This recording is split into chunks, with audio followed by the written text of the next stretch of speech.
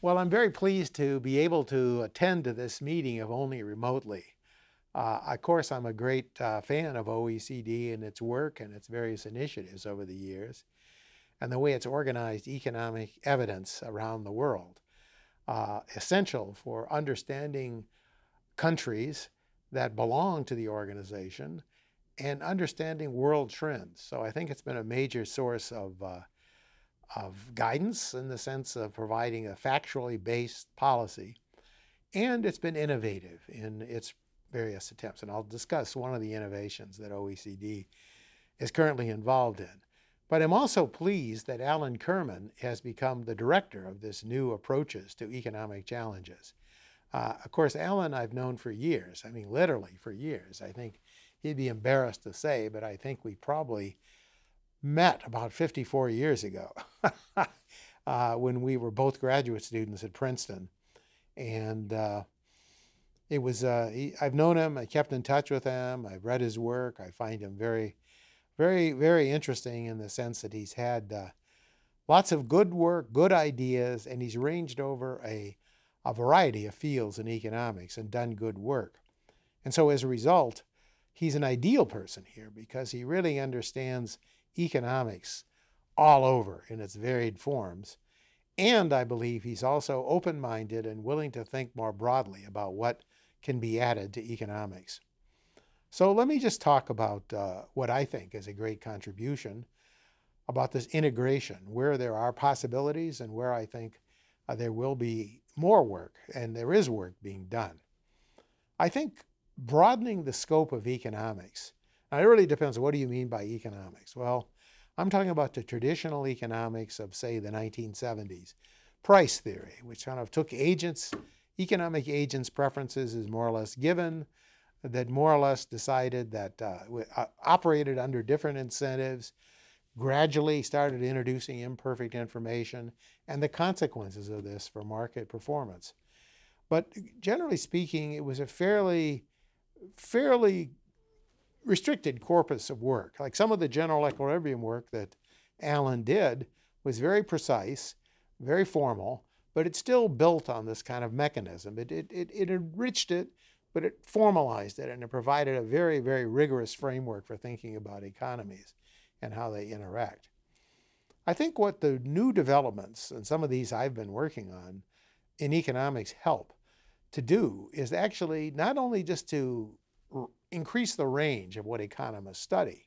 Now, I'm here at the University of Chicago, and I guess if there's any person in the world who probably extended the boundaries of economics, it would have to be my late colleague, Gary Becker, who pioneered a number of subjects, took economics outside of the normal fields, worked on things like discrimination, looked at things like household production, looked at issues that have to do with marriage, divorce, and a whole host of things, crime, penalties, how people interact in the market. So he did a variety of work and included in his later work shaping of preferences, which in his early work he would have thought was heretical, but he did change positions, and he changed positions because he saw a need to extend the body of work. So I work in that tradition. I worked with Becker. We interacted a lot. But I also have gained a lot of information on my own. So Becker was an inspiring figure, but he stayed fairly close to the standard price theory box. He applied the price theory set of tools to a wider range of questions, but the tools are more or less the same. Expanded a little bit. Household production, took production economics into the household. And some of the other work on marriage and sorting took models of the assignment problem that had been mostly housed in operations research and took them into an understanding of how matching and sorting occurs. And it's used even now in the sense of learning how to design efficient mechanisms about matching students to schools, men to women, partners in various ways, roommates with each other. So those problems were there, but more in the OR literature. And so digging into these other questions has really been a very rich source of ideas in economics. But let me talk about a few that I'm actively engaged in. And I think it isn't just the standard application of some of my colleagues' work, although I certainly benefit from it. I think one basic area where economists have fruitfully collaborated with people outside their field, and it's enlarged both fields, I should say, is psychology and economics. Now, some people would say the psychology and economics interface was mostly behavioral economics. Well, there was work on that, and no doubt about it, John Kahneman and others, certainly, and others who were working on this area, certainly worked with economists, especially in trying to understand decision theory, how people make decisions, how people make mistakes in making those decisions. So the lab scientists, the laboratory scientists who studied students and other individuals, more senior individuals, and seeing how they responded to incentives. Those did enrich the nature of economics. But what the enrichment was, extending it, there was a tremendous expansion of the toolkit.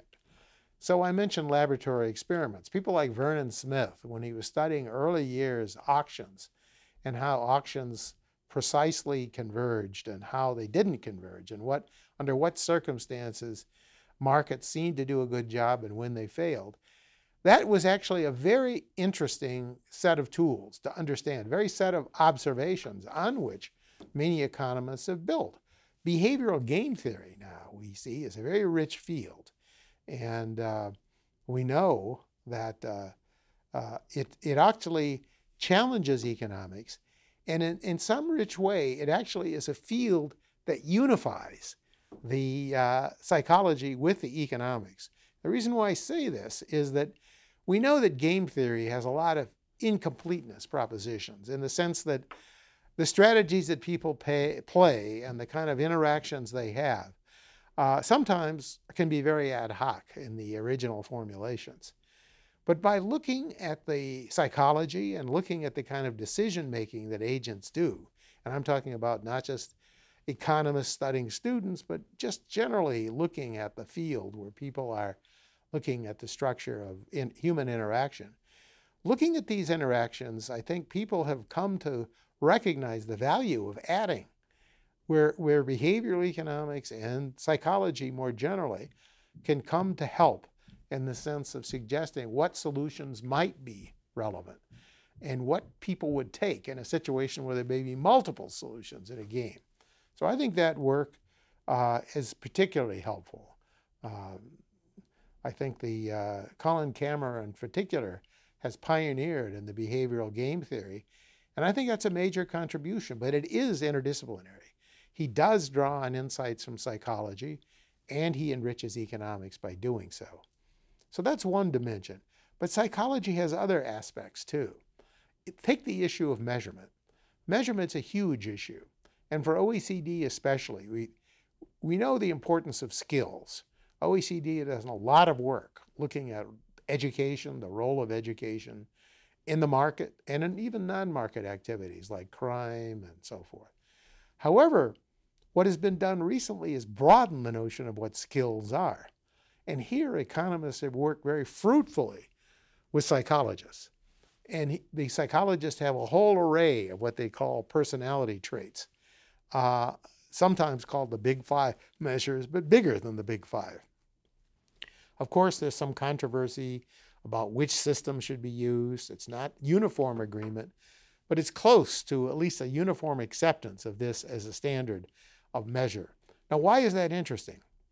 Because when we started measuring these social and emotional skills, these so-called non-cognitive skills, what we found was that they play intuitively, we know they play a big role.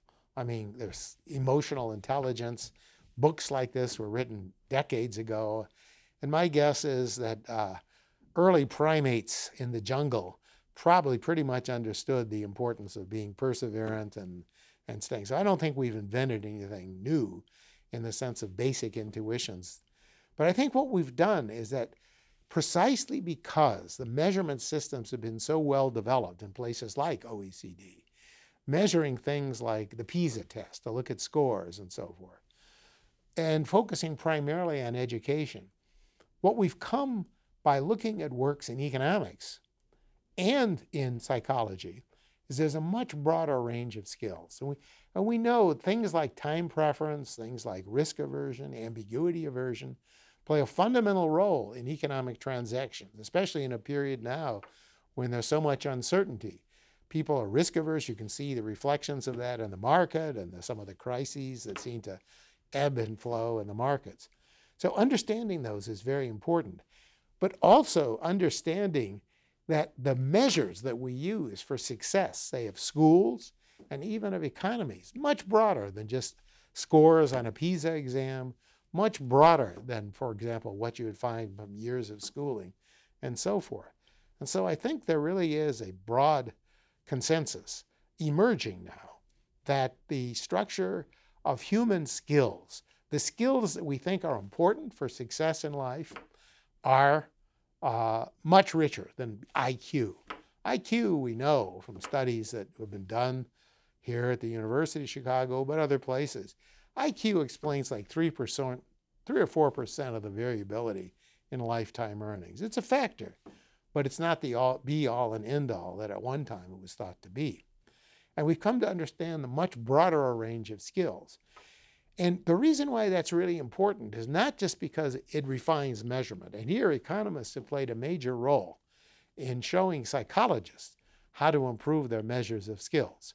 And by that I mean psychologists have typically taken paper and pencil measures and tried to use this kind of self-reporting schemes or schemes that were designed to minimize the harm or the misrepresentation that comes from self-reporting schemes. What we did is economists really brought new knowledge to the table. And I believe they've helped improve the work of the psychologists. And the psychologists admit that. So I myself am personally engaged in working with people at both the group at Mathematica, for example, and the group, the SAT group, the work that's developing the tests, the traditional tests, have come to look at economics. And so what do we understand? What we understand, there used to be this notion that personality was biologically determined and it was a trait. As economists have gotten into the area, we've come to understand that those so-called traits are heavily affected by situations in which the traits are expressed and in which they're measured. So this has helped refine the whole measurement system, taking into account that we know more about the fact that these so-called traits are not traits. They're malleable. They can be shaped also by process of education, child development. But even in the measurement, we know that those measurements are dependent in part on who's asking the questions, the way questions are formed, and the way the response. So the respondents often think of the answers to these questions as strategies.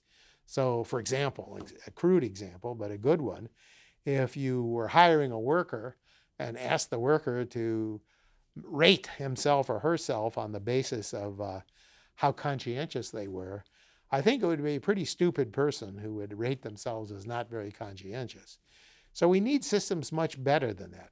And so economists have gotten in the act here.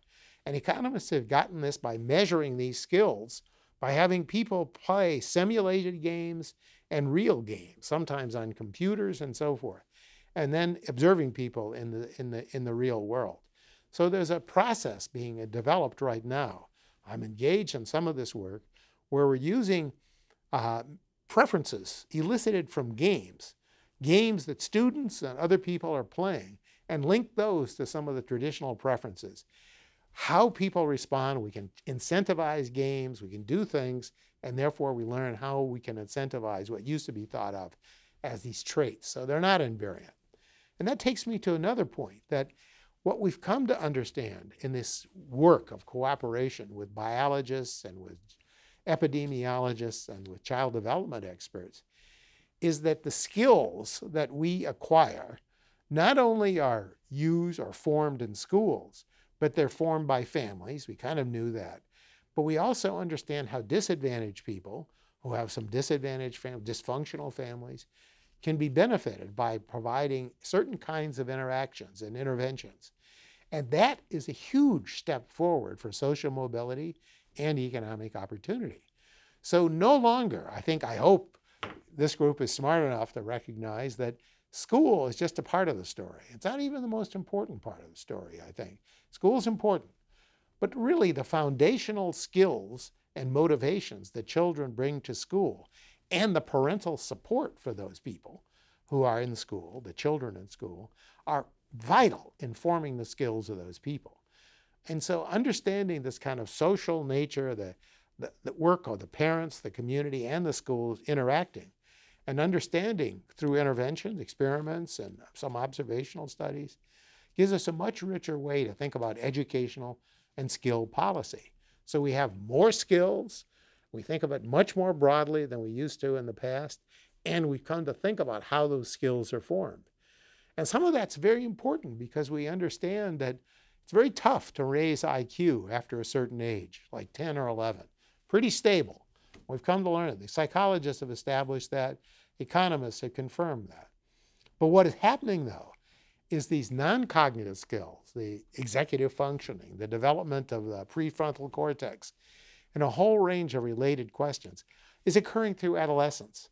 And it's really understanding how the adolescent brain is formed and shaped that we can also devise effective interventions. And the adolescent interventions, I think, are understudied. I know there are people studying this. There's some very important work, Steinberg at Temple and many others, of course, Biglin at the Oregon Institute. All studies are there. But I think understanding that adolescence is a second period of major influence where society, families, and a larger communities, not just parents at that point, its peers, its institutions, and people who can play the role of mentors. Not necessarily, so I would argue mentors in a good job training program are more or less replacing the role of parents and really providing guidance to the people in those programs as well as teaching them skills.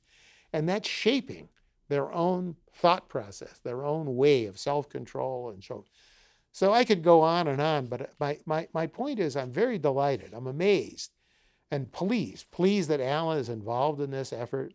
Pleased also that you're recognizing the fact that these other fields are playing a major role and they enrich what economists can do. But I would issue a warning, and I've come to learn this. I've been working with psychologists for the last 10 or 15 years. I think the flow, that a lot of the psychologists live in a very hermetic world. And it's a mistake to assume that they know what they're doing in a lot of areas, or at least to challenge their measurements and their assumptions. There are a lot of cases where economists coming in can improve the statistical methodology, the interpretive methodology, and also understand exactly how to elicit skills in ways that the developmental psychologists and the personality psychologists have never thought of. And so there has been rich symbiosis. And I'm working with Angela Duckworth now and then. Just was interacting with her last night. The structure, though, is really that now the economists are playing a major constructive role, and psychologists are playing a constructive role. And it's those partnerships. I have a lot of them now, and I'm very happy that I have those. The developmental psychologists, the personality psychologists, the epidemiologists. These all play a major role. And let me just conclude with a statement about health. We used to think of health as a whole thing studied in medical schools and was largely a treatment field. But what economists have done, and others, I'm not saying it's all economists, some good epidemiologists, have really come to understand the biological basis of the early basis of health, the biological responses, the challenges to the immune systems, depression and the like, how that's affected by family environments and by environments in which children are raised. The extreme cases, of course, are children raised in war zones, or the so-called Romanian infants who were literally isolated for years, some of them, and developed serious cognitive and social issues. But I think what we've come to understand is the same set of skills that we study, this broader array of skills, plays a huge role in shaping the skills that are used in the market in informing also health, self-control, and influencing crime. And so we can think of a much richer strategy that's skills-based, with better measurements of skills, where we can actually see outcomes that will promote health and will promote well-being. I mean, I just finished a paper with Jorge Garcia, and we see that in the so-called ABC study that started at age 8 months, 8 weeks, sorry, in North Carolina, and we now follow these kids into their 40s, that there are enormous effects on health and a lot of measures of health. And why? Because the social and emotional skills, the ability to read and write, to understand new information, the cognitive skills, but also the ability to follow instructions, a guidance from doctors, and to be self-controlled, like not overeating, not doing a lot of other things. So I think if we think more broadly about social policy, we truly want to think about this issue of skills in a very broad way, and we want to think about how they're created and how they're measured. Those two go hand in glove. And I think it's extremely important that and I'm delighted that OECD, led now by my old friend Alan, will go forward into this enterprise. And I wish you the best of luck, and I hope I can help you in that enterprise. So thank you very much, and I regret that I can't be with you today.